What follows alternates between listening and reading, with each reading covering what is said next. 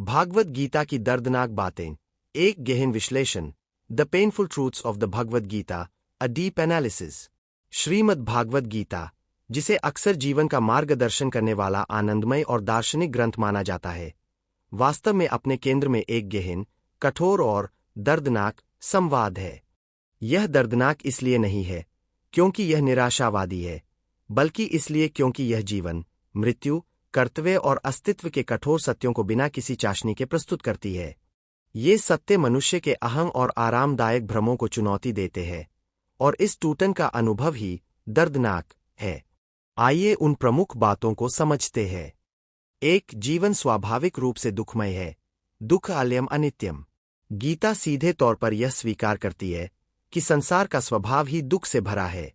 भगवान कृष्ण अर्जुन से कहते हैं, गीता 8.15 उदास्माइली, मामुपेते पुनर्जन्दु, खाल्यम शाश्वतम, नापनुवंती महात्मान, संसिद्धिम परमागता। मुझे प्राप्त करके महात्मा लोग दू, खोन के घर तथा अनित्य इस पुनर्जन्म रूपी संसार को प्राप्त नहीं होते और वे परम सिद्धि को प्राप्त हो जाते हैं। यहाँ दू, खाल्यम, दुख का घर, और अशाश्वतम, अनित्य शब्द अत्यंत महत्वपूर्ण है। गीता मानती है कि जन्म, बुढ़ापा, बीमारी और मृत्यु ये सभी दुख के ही रूप है। सांसारिक सुख अनित्य है, वे आते जाते रहते हैं, और उनकी प्रकृति ही ऐसी है कि वे अंतः विषाद या और अधिक की लालसा पैदा करते हैं। यह स्वीकारोक्ति निराशावाद नहीं है, बल्कि वास्तविकता का एक स्पष्ट निदान है। जब तक हम इस सत्य को नहीं स्वीकारते, इससे मुक्ति का मार्ग भी नहीं खुलता। 2, तुम्हारा शरीर तुम नहीं हो, देह की नश्वरता। अर्जुन का सारा दुख इस भ्रम में है कि वह अपने शरीर और उसके संबंधों, कौरव पांडव, से तादाद में स्थापित कर चुका है। कृष्ण उसे इसी भ्रम से तोड़ते हैं। वे समझाते हैं, गीता 2.20 उदास्माइली, न जायते म्रियते वा कदाचिन्नायं भूत्वा भविता वा न भूये, अजो नित्य शाश्वतोयं पुराणो न हन्यते हन्यमाने शरीरे। यह आत्मान कभी जन्मता है और न कभी मरता है, न यह उत्पन्न होकर फिर होने वाला है, क्योंकि यह अजन्मा, नित्य, सनातन और पुरातन है। शरीर के मारे जाने पर भी यह नहीं मारा जाता। यह बात दर्दनाक इसलिए है क्योंकि यह हमारी पूरी पहचान, हमारे ईगो को ध्वस्त कर देती है। हमारा अपने शरीर, उसकी सुंदरता, उसकी ताकत, उसके रोगों से जो लगाव है, गीता कहती है कि वह एक भ्रम है। हमारे प्रियजनों के शरीर नश्वर है, पर उनका अस्तित्व, आत्मा, नहीं। यह सुनना सुखद नहीं है कि जिस शरीर को हम मैं समझते हैं, वह महज एक पुराने वस्त्र की तरह है जिसे एक दिन बदलना ही है। 3, कर्तव्य, भावनाओं से ऊपर है, निस्वार्थ कर्म का कठोर नियम। अर्जुन की दुविधा भावनात्मक है। वह अपने गुरुजनों और कुट के सदस्यों को मारना नहीं चाहता। कृष्ण उससे कहते हैं कि उसका कर्तव्य, धर्म, उसकी व्यक्तिगत भावनाओं से ऊपर है।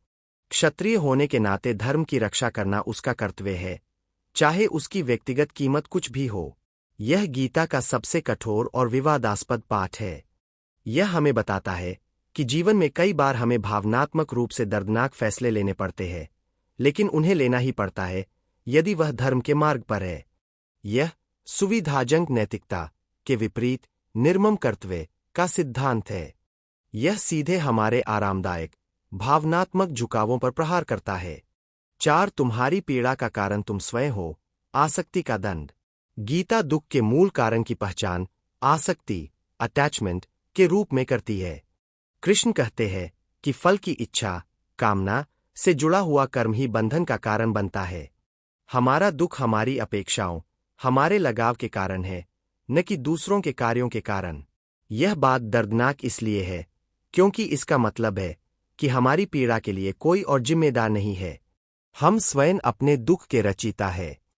हमारा लगाव, हमारी इच्छाएं ही हमें बांधती है। इस सत्य को स्वीकार करना अहंकार के लिए सबसे बड़ा घाव है। यह हमें निर्विकार होकर बिना लगाव के कर्म करने की चुनौती देता है, जो एक सामान्य मनुष्य के लिए अत्यंत कठिन है। 5, ईश्वर सबके प्रति संभाव रखते हैं। निर्विकार न्याय। मानवीय धारणा ईश्वर को दयालु और न्यायकारी मानती है, लेकिन गीता का ईश्वर एक निरपेक्ष सत्ता है। कृष्ण कहते हैं, गीता 9.29 उदास्माइली, समोह सर्वभूतेषु मे द्वेष्योस्तीन प्रिय। ये भजन्ति तु मां भक्त्या मयिते तेषु चापेहेम। मैं सभी प्राणियों के प्रति समान हूं, न मेरा कोई शत्रु है, नहीं मित्र। लेकिन जो भक्त मेरी भक्ति करते हैं, वे मुझ में है और मैं उनमें हूं। इसका अर्थ है कि ईश्वर का प्रकृति के नियमों से कोई विशेष लगाव नहीं है। वह सूरज को पापी और पुण्यात्मा दोनों पर समान रूप से चमकने देता है। बाढ़ और सूखा सबको प्रभावित करते हैं। यह निरपेक्षता एक सामान्य भक्त के लिए कठोर लग सकती है, जो ईश्वर से विशेष स्नेह और सुरक्षा की अपेक्षा रखता है। गीता का ईश्वर न्याय करता है, कृपा नहीं। वह भक्त के लिए सब कुछ है, पर भक्त के अलावा सबके लिए वह एक निरपेक्ष नियम है। निष्कर्ष, दर्द के पार का मार्ग। इन सभी दर्दनाक बातों का उद्देश्य हतोत्साहित करना नहीं, बल्कि मोह के बंधनों को तोड़कर मुक्त करना है। गीता इन कठोर सत्यों को स्वीकार करने के बाद ही मुक्ति का मार्ग सुझाती है।